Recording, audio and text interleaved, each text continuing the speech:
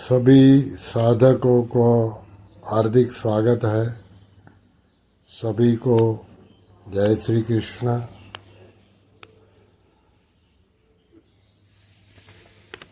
ओम श्री परमात्मने नमः। अध्याय 7 श्लोक क्रमांक 10।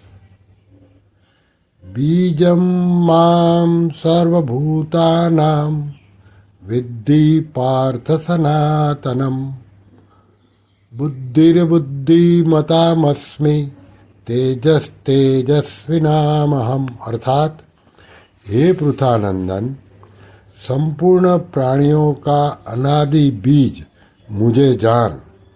बुद्धिमानों में बुद्धि और तेजस्वियों में तेज मैं हूँ। इसकी व्याख्या साधक संजीवनी में परम श्रद्धेय स्वामी रामसुखदास जी ने इस प्रकार की है।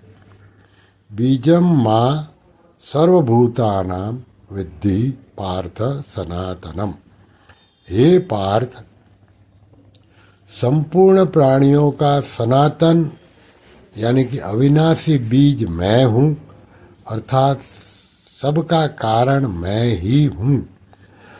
संपूर्ण प्राणी बीज रूप मेरे से उत्पन्न होते हैं, मेरे में ही रहते हैं और अंत में मेरे में ही लीन होते हैं। मेरे बिना प्राणों की स्वतंत्र सत्ता नहीं है। जितने बीज होते हैं वे सब वृक्ष से उत्पन्न होते हैं और वृक्ष पैदा करके नष्ट हो जाते हैं, परंतु यहाँ जिस बीज का वर्णन है वह बीज सनातन है, अर्थात आदि अंत से रहित, अनादि एवं अनंत है। इसी को 9वें अध्याय के 18वें श्लोक में अव्यय बीज कहा गया है। यह चेतन तत्व अव्यय अर्थात अविनाशी है। यह स्वयं विकार रहित रहते हुए ही संपूर्ण जगत का उत्पादक, आश्रय और प्रकाशक है तथा जगत का कारण है। गीता में बीज शब्द कहीं भगवान और कहीं जीवात्मा दोनों के लिए आया है। यहाँ जो बीज शब्द आया है वह भगवान का वाचक है, क्योंकि यहाँ कारण रूप से विभूतियों का वर्णन है। 10वें अध्याय के 39वें श्लोक में विभूति रूप से आया बीज शब्द भी भगवान का ही वाचक है, क्योंकि वहाँ उनको संपूर्ण प्राणियों का कारण कहा गया है। 9वें अध्याय के 18वें श्लोक में बीज शब्द भगवान के लिए आया है, क्योंकि उसी अध्याय के 19वें श्लोक में सदसच्चाहम अर्जुन पद में कहा गया है कि कार्य और कारण सब मैं ही हूँ। सब कुछ भगवान ही होने से बीज शब्द भगवान का वाचक है।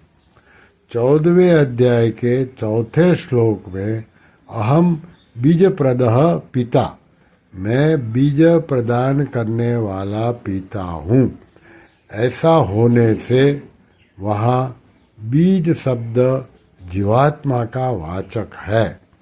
बीज शब्द जीवात्मा का वाचक तभी होता है जब वह जड़ के साथ अपना संबंध मान लेता है, नहीं तो यह भगवान का स्वरूप ही है।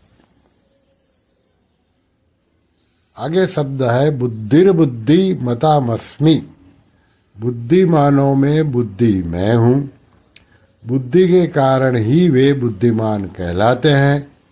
अगर उनमें बुद्धि न रहे तो उनकी बुद्धिमान संज्ञा ही नहीं रहेगी। फिर है तेजस तेजस्विनाम हम। तेजस्वियों में तेज मैं हूँ।